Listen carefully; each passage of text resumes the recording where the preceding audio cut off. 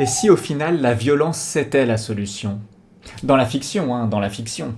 C'est un sujet sensible et le dicton nous dit l'inverse, pourtant quand on regarde le body count des victimes de John Wick ou la révolte populaire galvanisée par le Joker, on se dit que c'est un type de résolution que l'on peut s'autoriser en tant que scénariste.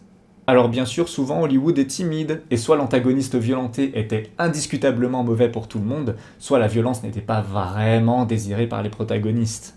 Et dans d'autres récits qui tentent d'approcher cette question avec plus de maturité, on prend soin de souligner le double tranchant de cette solution.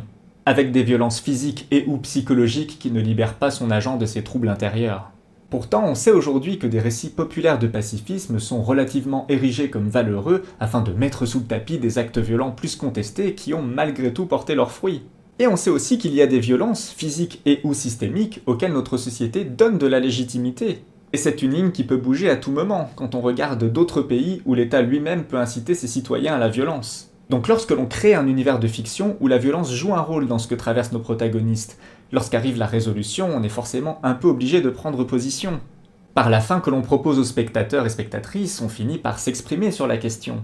Si tu as de bons exemples de résolutions violentes ou au contraire pacifiantes, n'hésite pas à me les citer en commentaire, et abonne-toi pour d'autres réflexions sur les résolutions narratives.